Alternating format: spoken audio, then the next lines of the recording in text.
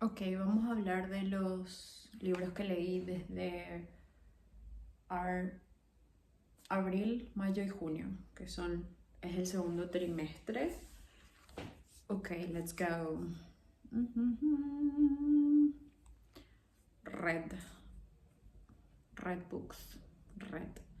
Ok, dije abril, ¿verdad? A partir de abril, acá. Bueno, primer libro, terminado el 13 de abril, Letters to a Young Poet de Rainer Maria Rilke. Bueno, es un sueño mío alguna vez poder leer esto en alemán. No sé si voy a poder. A ver, ¿qué puedo decir? ¿Quién no ama las cartas? Eso, hermoso. Em, claro, es un poco explora el escribir, ¿verdad? El ser un escritor, porque es eso, Letters to a Young Poet. Um, Eso. Luego leí eh, el 16 de abril leí un artículo que está en el libro Historia del Paraguay, compilado por Ignacio Telesca. El artículo que leí fue de Bartolomé Meliá. Se llamaba Historia de la lengua guaraní o Historia del guaraní, algo así. Estaba escribiendo un artículo acerca de eso. Y bueno, quería leer con más detalle ciertas cosas. Bueno, un tema fascinante del guaraní porque se sigue hablando en Paraguay de manera, digamos, popular y no indígena, ¿verdad? Eso es importante porque la gente parece que no entiende eso. O sea, me di cuenta que hay mucha gente que cuando decimos en Paraguay se habla guaraní es porque hay muchos indígenas que hablan guaraní, pero no es así. Es la gente normal, mestiza, criolla, etcétera, que habla. Bueno, luego leí People Like Us, Margaret Thatcher and Me, de Carlin Slocum. El 17 de abril terminé este libro. Un libro bastante extenso de 419 páginas, escritas por esta mujer, Carlin Slocum, que fue una persona que trabajó cercanamente a Margaret Thatcher. Lo interesante es que ella no era necesariamente y en realidad para nada partidaria de eh, la cosmovisión política de Thatcher. Entonces es interesante leer desde esa perspectiva.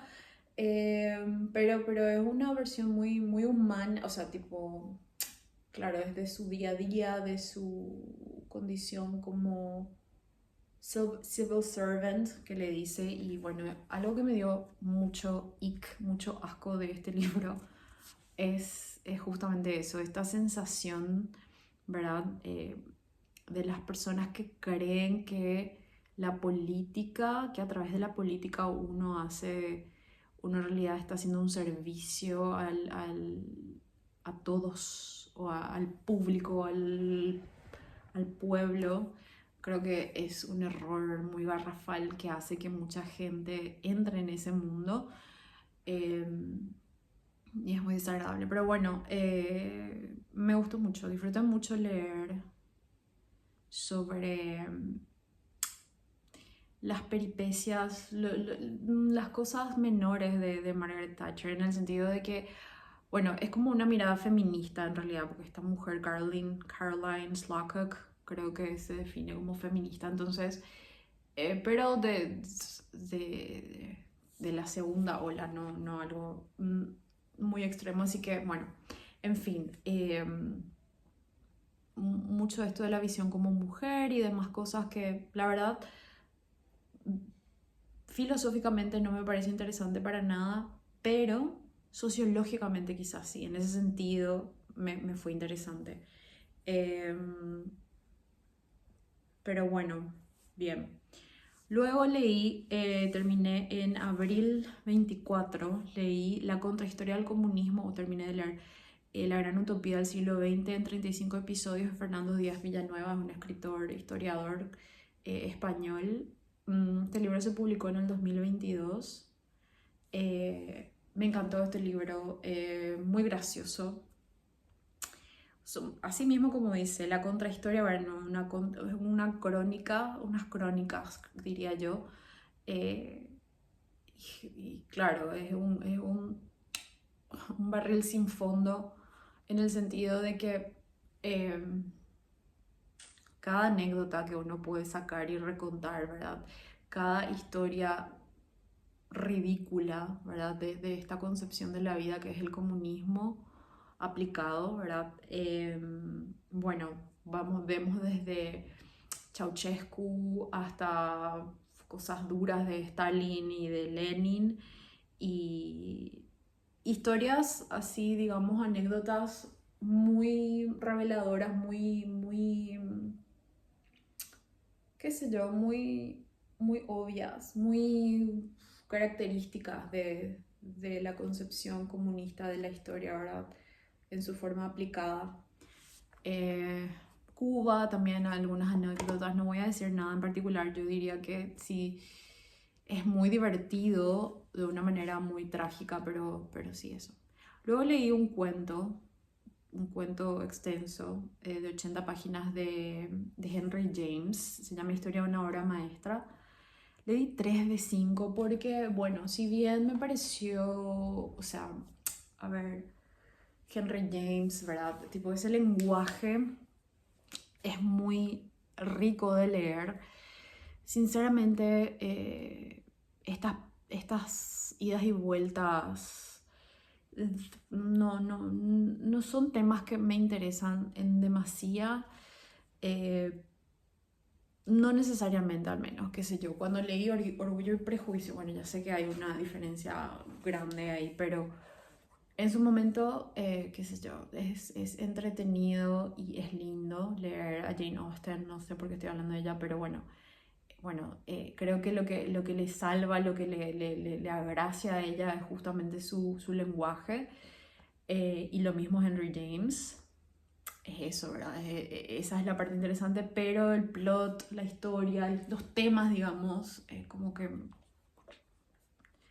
me dan un poquito igual, entonces por eso creo que le puse 3 de 5, aunque, bueno, no sé. Luego leí un artículo de Hans Hermann Hoppe, como todos los años aparentemente leo. Se llama What Must Be Done. Leí en mayo ya, mayo 15, 2025.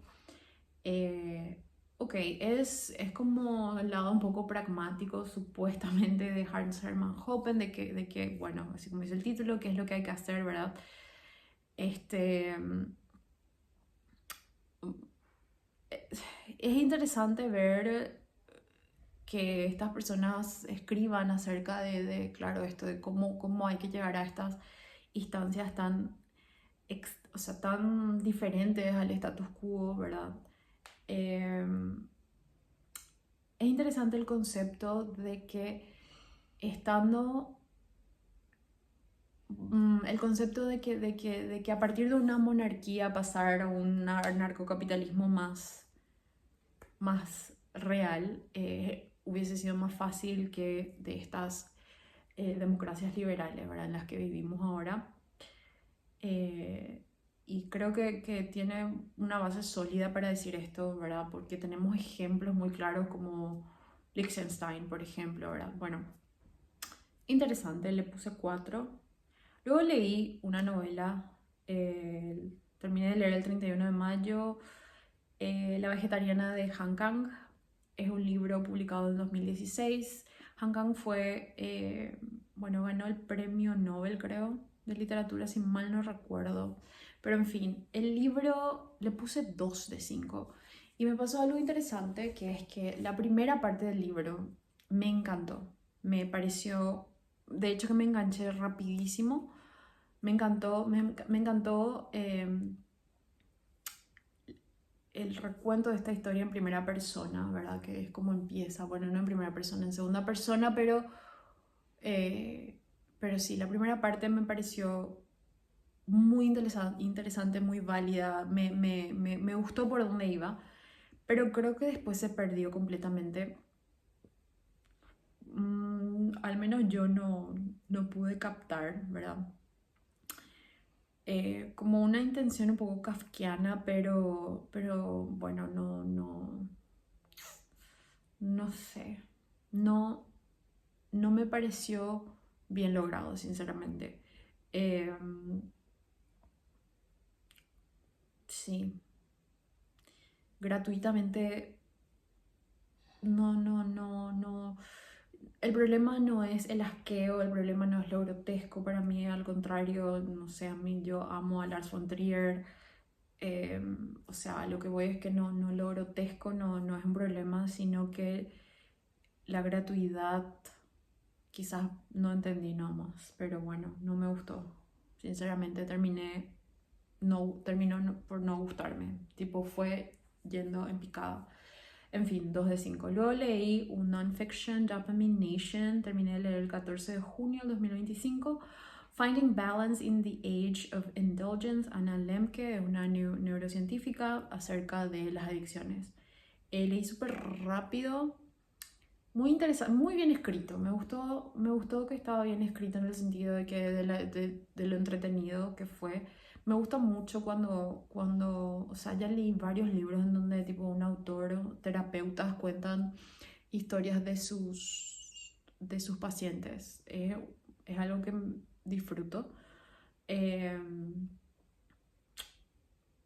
pero el libro cumbre para mí es Projections de Carl Daisroth, ¿verdad? Más bien sobre otro tipo de condiciones, ¿verdad? No tanto las adicciones, pero bueno, igualmente me parece, o sea, muy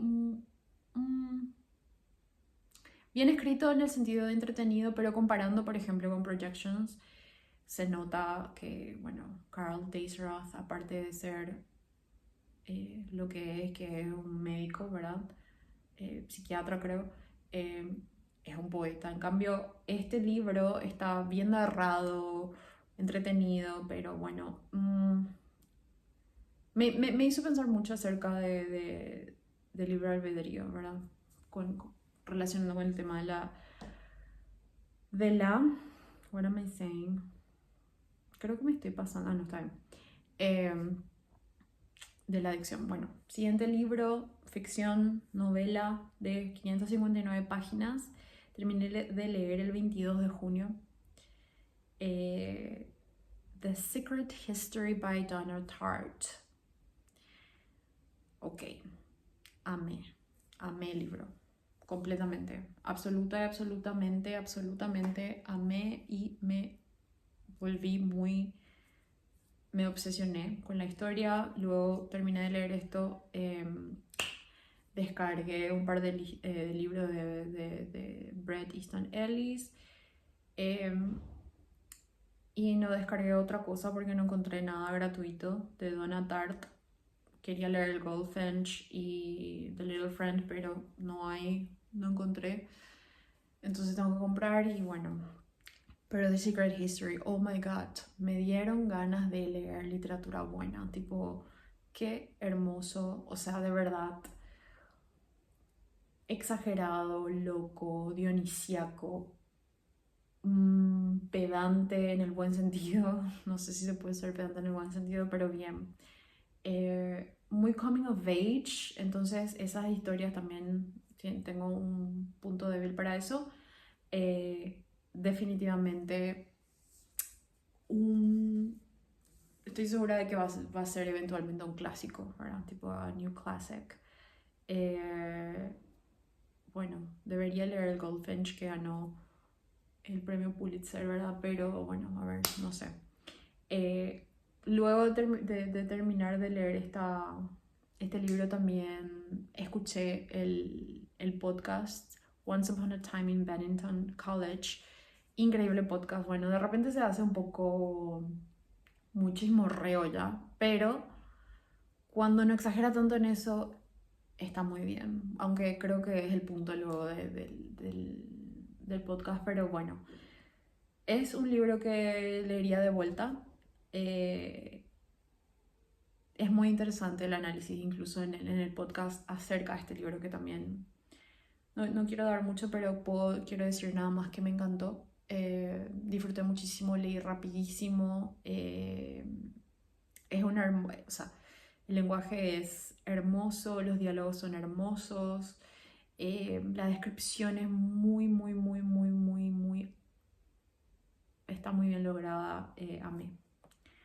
No sé, no estoy haciendo muy buen trabajo, pero bueno, eso. Siguiente libro, 24 de junio, Historia Universal de la Infamia de Jorge Luis Borges. Es uno de los libros más accesibles, creo yo, porque también es un libro de crónicas acerca de situaciones reales en la historia de infamia, ficcionadas y relatadas por Borges. Son cuentos muy accesibles, a diferencia de otros cuentos en donde que pueden ser un poco más abstractos, un poco más referenciales. Esto es muy crónico, muy de crónica. Y igual no es de los que más amé. 4 de 5 le puse. Yo amo a Borges, así que 4 de 5 es ok. Pero bueno, disfruté mucho. Es cortito, 120 páginas y son cuentos además. Y el tema es muy interesante, ¿verdad? Historia universal de la infamia, ¿verdad? Que son historias infames, de personajes infames en la historia universal, así que bien.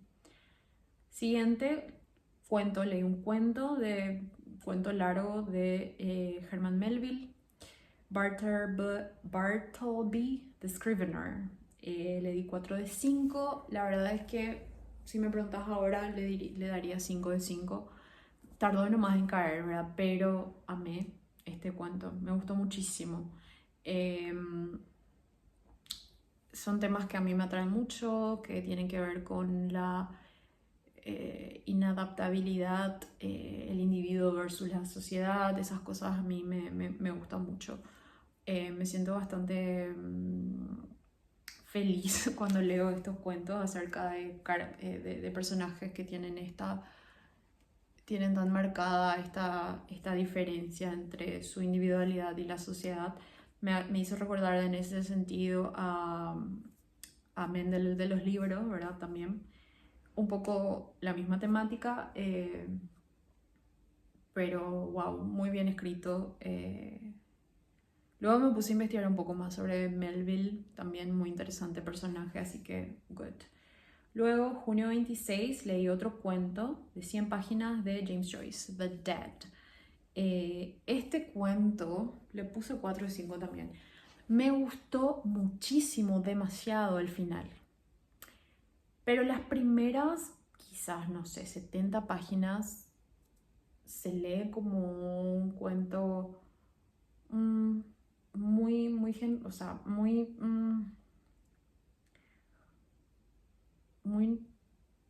no sé cómo decirlo, muy costumbrista.